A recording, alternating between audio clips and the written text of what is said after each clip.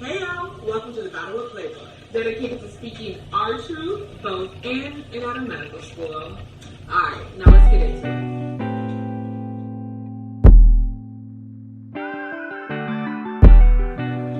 So I know you guys saw in the title, today we're going to be talking about the things that they don't tell you about medical school. Yeah, do you want to start us out? So one of the things that you would think would not occur in medical school is that obviously everyone already knows that once you get into medical school, it's going to be super competitive. You know, you're going to be near other students who are go-getters, you know, who want to get good grades. And in medical school, it's okay to do that. You know, you're not judged for being too smart or for doing the most. Right. But for some reason, there's always these group of students, I would say like 20 to 30% of the students, who pretend that they don't do a lot, but they do a lot. So let's say you have an exam on Friday, right? And it's Monday and you show up to school, you're talking with your classmates. You know, there'll be a select few people who'll be like, oh yeah, that exam on Friday, I'm not even gonna study for it. I barely even started studying for it. You know, I barely opened my books. I barely watched the lectures. Like, yeah, I'm not really gonna trip on it, you know. And you really believe them. And you really believe them. They'll say they did not study for the exam. Yeah, like they will have you tricking yourself like, dang, like maybe I shouldn't really be studying for the exam like that. Like, because the way they speak about it is like, the exam's just the exam. Like, I don't have to try that hard to, like, you know, get good grades on it or whatever. They just have this natural, chill persona, which is completely false. Because the exam will come, you'll get the results, and these people will get like 90%. I thought you didn't study. How did you get 90% on this exam, though? Why are you front with it? They don't know, you actually never listen to them. Like, we always know that we have to study. Exactly. And, like, do our due diligence. Yeah. Because if we really didn't study, we would just be out here failing. We just be out here failing. Like, there's people out there, I'm telling you, like 20% of medical school, we have students like these. And basically the conclusion is, do not listen to these people. Do what you have to do to pass the exam. Even if someone says, oh, I barely studied for this exam, oh, I don't know nothing that's going on, I haven't even opened up one single lecture yet. False. These people are lying. And even if they're not lying, in these next 5 days, they're going to cram so hard that's why they're getting the good grades that they're getting. So, conclusion is, do what you got to do to make yourself excel. And don't compare yourself with other students in your class. So the second tip that we're going to talk about is the fact that it's going to be really hard to explain what medical school is to your family and your friends. They're going to try their best to really understand exactly what you're doing in medical school, but to be honest, it's just really hard to explain. Yeah. Like, you're learning a lot of information, you're going into the hospital trying to learn things. I'm still even trying to figure out what Dammy does on a day-to-day, because sometimes they won't understand how stressed you're going to be at a certain point, and that's okay. That's really okay. Facts. So the third thing that you may not know about medical school until you're in medical school is that there's cliques in medical school. You would think you would have left that in like high school and in college, but no, it continues even in graduate school. And I feel like there's even popular cliques that everyone knows about, and that these cliques go out together, they eat together, they just seem to always gravitate towards each other. No, you would think since everyone's a little bit older that there wouldn't be any cliques, but they really are, and the groups and cliques also share resources. So I will say it is really important that you have your own niche in medical school, so that you're always in the know as to what everyone knows and what resources everyone has. So you're not an outsider and you literally have no information. Yeah, I would never suggest going through medical school by yourself. It's actually not even possible. It's not because possible. you need these other students to help you out in situations, you know, to study for tests, to, you know, prepare for OSCE and other clinical scenarios that you have to go through. Right. You need these cliques, but I'm not opposed to the cliques that are formed in medical school, because they are beneficial to some point, especially when it comes to like sharing resources that are important for exams or important for clinical sessions that you have to take.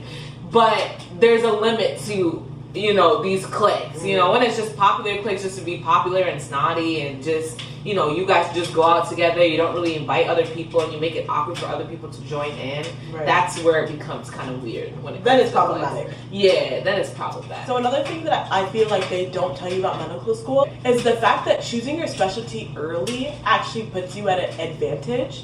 And I say this because if you know what specialty you want to go into your first year or your second year, then you have the ability to go into research, volunteer opportunities, clubs that puts you in a good position to match into those residencies.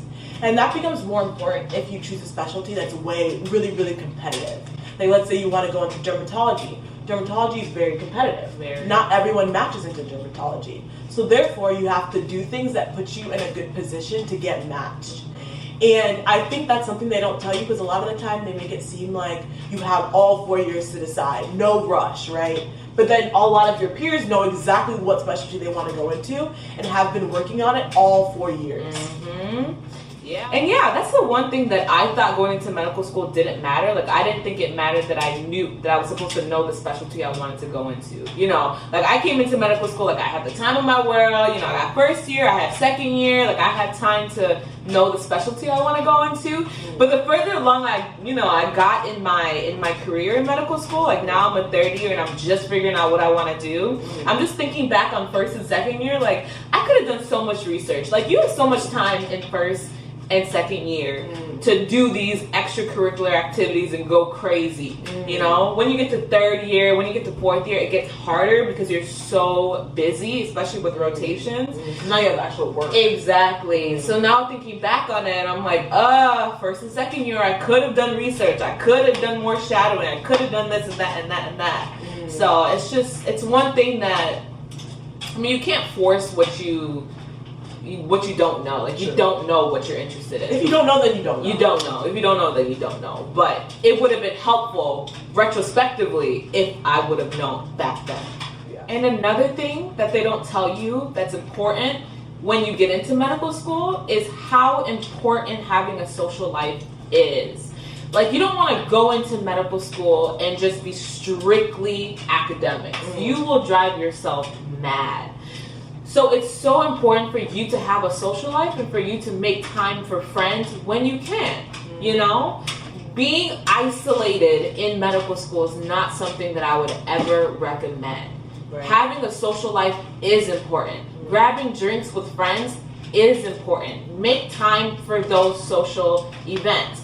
Make time for your hobbies. Make time for things that are not academics, because I'm telling you, the further along you get, you're going to think back and be like, wow, I had a lot of time in second year. I could have done more and enjoyed myself more instead of stressing out about things that don't even matter in the long run, you know, or things that are pass or fail and you're driving yourself mad to get an A, when at the end of the day, everyone's going to get a P or a pass on the transcript, right? You know? So I would say that's something that's very important to know going into medical, and family and hobbies and such. And they'll never feel like a time that's like, this is a perfect time to go out with my friends. They will never be that time. Yeah. You literally have to intentionally place them in your schedule, because if you don't, then that time will never come. You will always feel like you're busy. Yeah. You have to intentionally insert it into your schedule in order for you to feel happy throughout medical school. Yeah. And I think that's something that I struggle with a lot. When I'm out with friends, I kind of have mini anxiety, like, oh my gosh, like, I should be doing this, I should be doing that. But then when I think back on those events, I'm like, why was I tripping so much? Why was I tripping so We much? hope y'all liked our video, what they don't tell you about medical school.